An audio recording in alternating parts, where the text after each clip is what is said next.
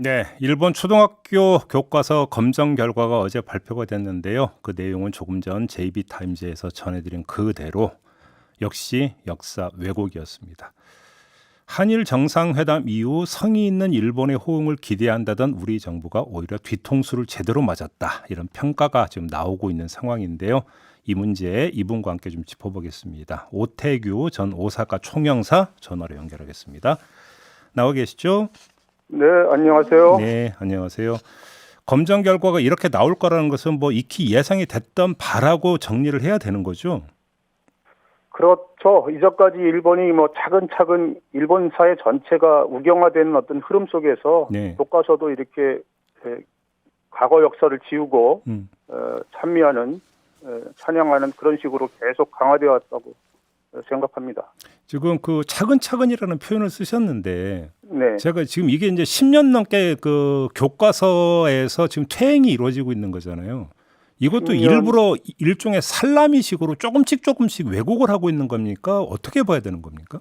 그러니까 이게 교과서 이 역사가 보면은 한국과의 관계는 1982년도에 이제 일본 검정 교과서에서 침략을 진출로 표현하고 한국 식민지를 미화하는 어떤 그런 내용이 크게 문제가 되면서 한국이 강력하게 항의를 했죠. 네. 그래서 근린 제국 조항이라고 근현대사 관련해서는 주변국의 견해를 반영한다 이런 근린 제국 조항이 나오지 않았습니까? 네.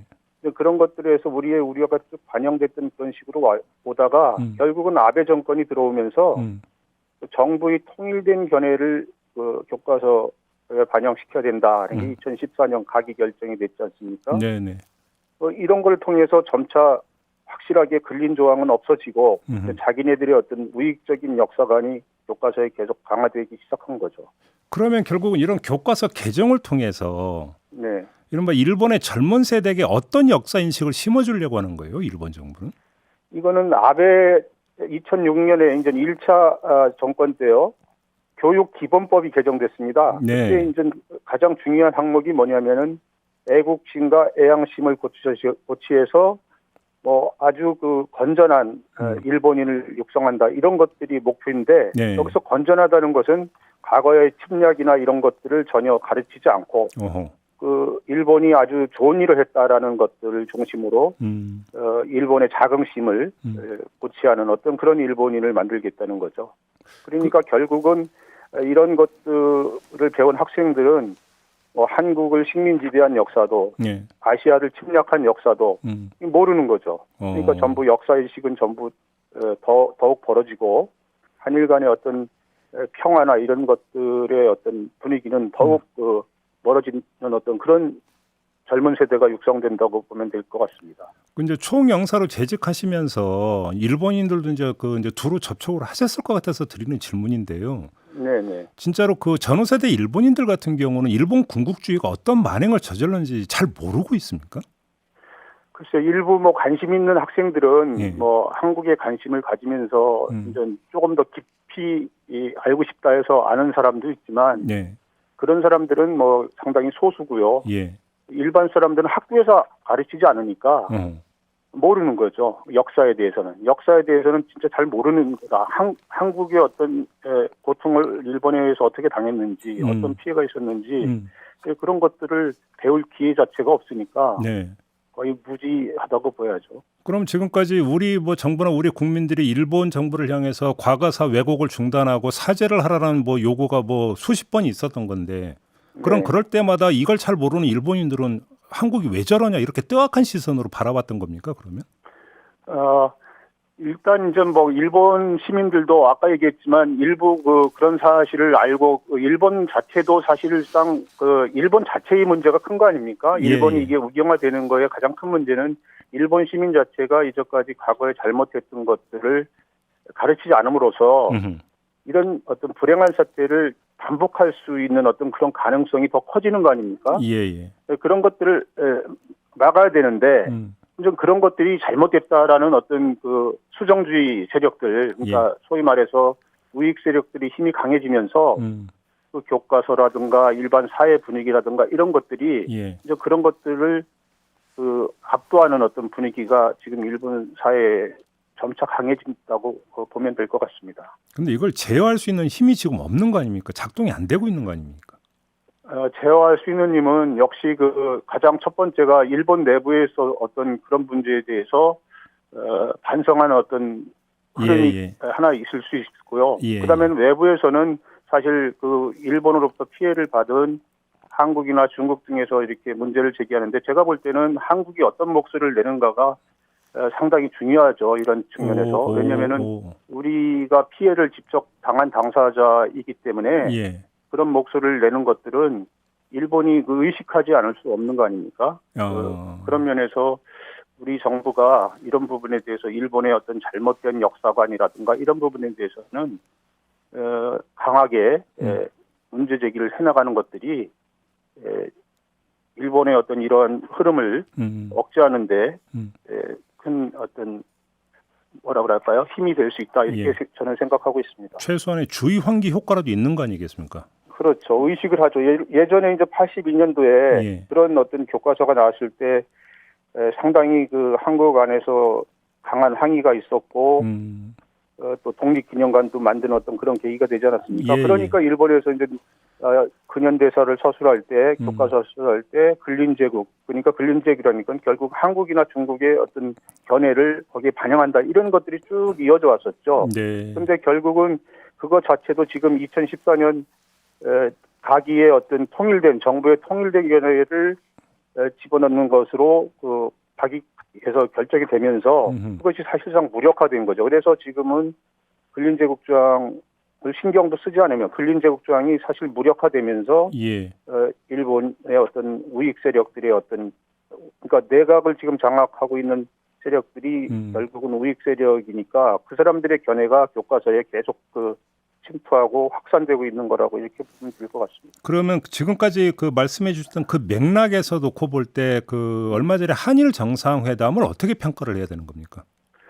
한일 정상회담에서는 결국 가장 중요한 게 그 강제노동 피해자 해법이지 않습니까? 그러니까 그 해법 그 문제의 갈등의 뿌리로 보면은 일본의 식민 지배가 불법이었다는 한국 쪽과 합법이었다는 그 일본 쪽의 어떤 그 시각차 대립이거든요.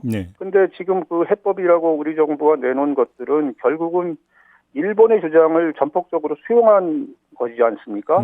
그렇다면은 일본 쪽으로 볼 때는 이거는 일본 쪽이 우리 주장을 받아들인 거구나 이렇게 보기 때문에 과거사에 대해서 더 이상 이렇게 크게 문제를 삼지 않겠구나 이렇게 볼 수 있는 어떤 충분한 신호였다고 생각합니다. 그렇기 때문에 앞으로 이런 어떤 우경화 작업, 교과서를 비롯한 우경화 작업이 더욱 더 강하고 빨리 전개되지 않을까 그런 예상이 듭니다. 결국 한마디로 정리를 하면 일본의 과거사 왜곡에 대한 우리 정부 내지 우리나라의 어떤 제동력이 오히려 더 떨어져 버렸다 이렇게 지금 평가를 하시는 거네요.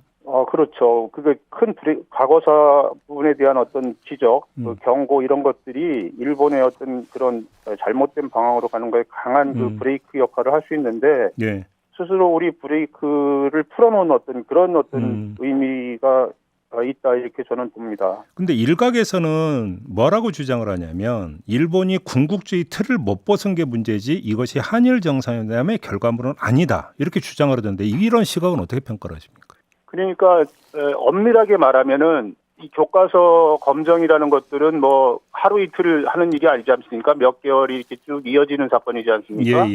그리고 이제 정상회담은 그 가운데 들어가서 하는 거기 때문에 엄밀하게 어떤 선후 결과의 관계, 원인과 결과의 관계는 아니라고 생각이 들지만 결국 그 일반 시민들이 볼 때는 우리가 이게 과거사에 대해서 일본에 이렇게 많이 퍼주기로 했는데 결국은 돌아온 게 뭐냐? 일본 이렇게 그 전혀 그 우리 물컵을 반을 채우면은 일본이 반컵을 채워서 좋은 미래로 나갈 거다고 이렇게 얘기를 하고 있는데 결국은 물컵을 다 쏟아버리는 거 아니냐 이런 식의 인식을 줄 수 있는 거죠. 그러니까 결국은 일본은 아랍의 이런 속담이 있지 않습니까? 그 개가 짖어도 마차는 달린다. 그러니까 아무리 뭐 옆에서 해도 우리는 우리 갈 길 가겠다 이런 자세를 확고하게 보여준 것이 이번 어떤 교과서 검증 결과가 아닌가 저는 그렇게 쉽게 평가할 수 있겠습니다. 그런데 그 윤덕민 주일 대사는 뭐라고 주장을 했냐면 지금 일본 우익 사이에서도 입장 변화가 감지되고 있다면서 요미우리나 산케이 등 보수 매체조차 논조에 변화가 보인다 이렇게 주장을 했는데 이건 어떻게 평가를 하세요?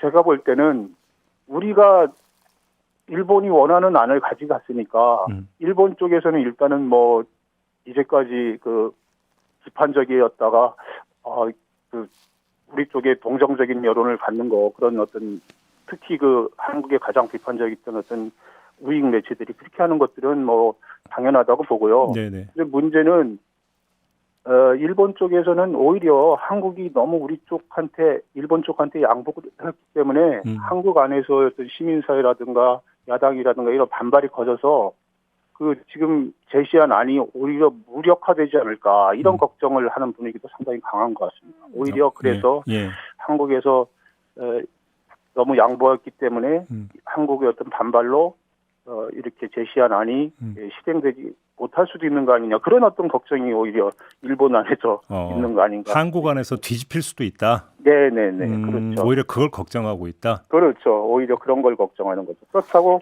해서 그러면은 우리 쪽이 원하는 대로 독도도 그러면은 한국 땅이다 아니면은 강제 연행이 있었다 이런 식의 얘기를 절대 하지 않죠. 그런 얘기는 할 수가 없죠. 일본은 그대로 갈 겁니다.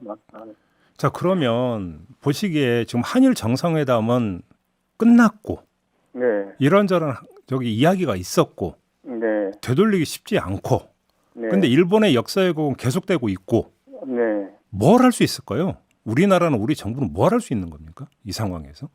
글쎄요. 아까 제가 얘기했지만 일본은 개가 짖어도 계속 그 마차는 달린다 이런 자세로 나갈 거고요.